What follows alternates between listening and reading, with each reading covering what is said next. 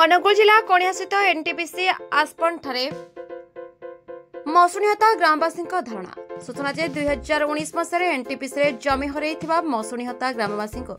नियुक्ति एवं थैथान करने प्रतिश्रुति देता बेले दाबी पूरण न क्षतिग्रस्त प्रजा मैंने बारंबार आंदोलन करने सहित कंपानी कर्तृपक्ष अवहेला जो लोक मैंने असुविधार सम्मुखीन होती फल आज थैथान एवं नियुक्ति दाबी में पुणी धारणा देता बेले तालचेर विधायक ब्रजकिशोर प्रधान धारणा सामिल होगा सहित जिलापाल सहित आलोचना करते। आसंता 16 तारिख त्रिपाक्षिक बैठक में समस्या समाधान विषय आलोचना हो निष्पत्ति होगा धारणा ओहरी आंदोलनकारी। कणियारू भजमन साहू रिपोर्ट, दमन टीवी न्यूज।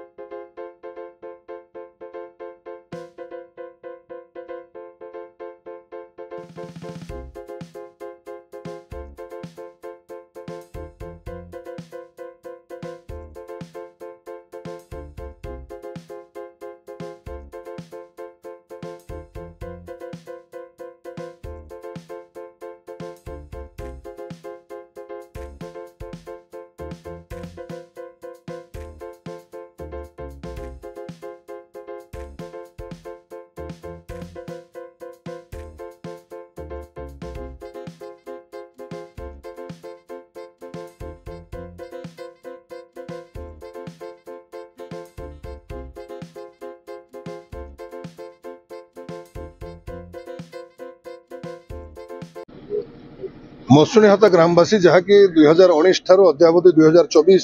अगस्ट मास पर्यंत जमी हरैथिबा जमी हरा प्रजा मानकु एनटीपीसी देइथिबा प्रतिश्रुति ताहा पालन करिनथिबा हेतु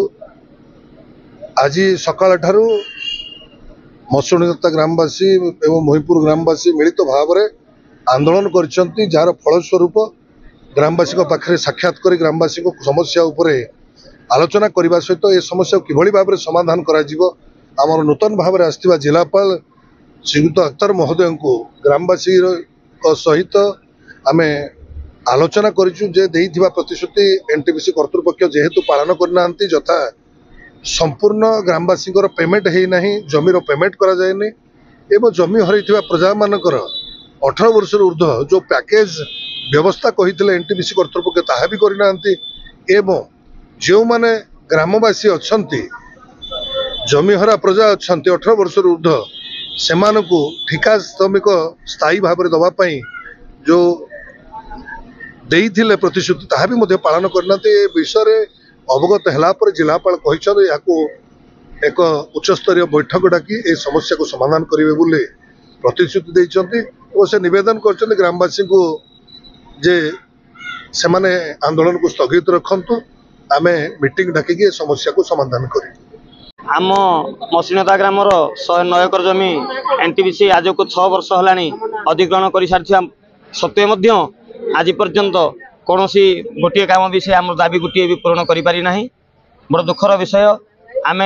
आज को 15 दिन है संपूर्ण जिलापाल आरंभ कर आरक्षी अधीक्षक पर्यंत सब कलेक्टर ठार आरंभ कर कणिया आईआईसी सार पर्यंत संपूर्ण आम सबुआड़े चिठी माध्यम जन सारापर आज 12 तारिख सोमवार सकाल 7 घंटिका समय ठारे आम मौसुणीहता ग्रामर आस्पन स्टेज 1 डाइक को संपूर्ण हिसाब से कार्य बंद करी बंद डाकरा देथिलु ता सहित गाड़ी ट्रांसपोर्टिंग आस ट्रांसपोर्टिंग बंद कर सारी।